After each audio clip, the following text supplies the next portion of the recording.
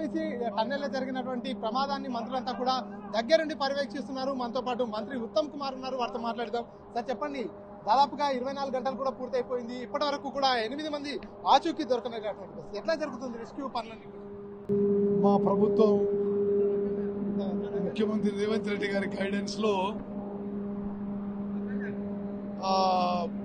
మేము కేంద్ర ప్రభుత్వం, Indian army, Indian navy, NDRF అందరి సహకారంతో ఈ క్లిష్టమైన పరిస్థితుల్లో, ఈ సిచ్యువేషన్ లో ఏ విధంగా మనము అక్కడ 8 మంది అక్కడ ఇరుక్కొని ఉన్నారు, వాళ్ళని సేవ్ చేయడానికి వాళ్ళని రక్షించుకోవడానికి సర్వశక్తులు ఒడ్డించి ప్రయత్నం చేస్తున్నాం.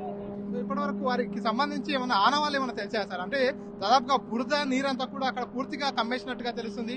ఎన్డీఆర్ఎఫ్ బృందాలంతా మేము ఆక్సిజన్ పంపిస్తున్నాం ఈ పైపులో, అయితే కానీ ఇప్పటి వరకు మాకు కాంటాక్ట్ అయితే రాలేదు. ఇంకా ఎన్ని గంటల సమయం పట్టే అవకాశం ఉంది సార్? ఎందుకంటే ఇప్పటికే మీరు ఇండియన్ ఆర్మీతో కావచ్చు, నేవీతో కూడా మాట్లాడడం జరిగింది. ఆ నేవీ టీం కావచ్చు, ఇండియన్ ఆర్మీ టీం కావచ్చు, ఎంతసేపట్లో ఇక్కడికి రీచ్ అయ్యే అవకాశం? సరే, ఇప్పుడే మళ్ళీ లోపలికి ఆర్మీ అండ్ ఎన్డీఆర్ఎఫ్ టీంలు పోయినాయి. వాళ్ళు ఒక 2 hours లో రిటర్న్ వస్తారు. అది వాళ్ళు వచ్చినాక నేను కరెక్ట్ పొజిషన్ చెప్పగలుగుతా.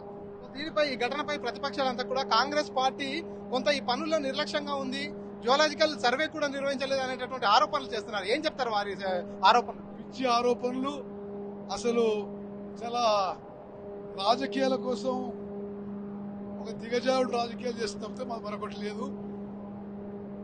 ఈ మొత్తం ఆపరేషన్ లో ముఖ్యమంత్రి గారు, మేము, అధికారులందరం కూడా పకడ్బందీగా, సిస్టమేటిక్ గా ముందుకు పోతున్నాం.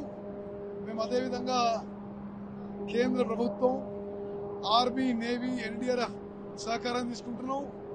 ఇది మాకు కొంత సెట్ బ్యాకే కానీ దీని నుంచి రికవర్ అయినాక ఎస్ఎల్బిసి టన్నులు పూర్తి చేస్తాం. అంటే ప్రమాదానికి ప్రధాన కారణం ఏంటనుకోవచ్చు సార్? ప్రాథమికంగా ఏమైనా అంచనా వేశారా? దానికి ఇప్పుడు మేము జోలికి పోలేదు. ముందు ఈ ఘటన గడిచినాక తర్వాత ఆ విషయం మాట్లాడదాం. ఈ రోజు సాయంత్రానికి అక్కడ ఉన్న వారి ఆచూకీ ఏమైనా తెలిసే అవకాశం ఉందనుకోవచ్చు? ఉంది. ఈరోజు సాయంత్రం వరకు మాకు ఒక పిక్చర్ వస్తాం అనుకుంటున్నాను.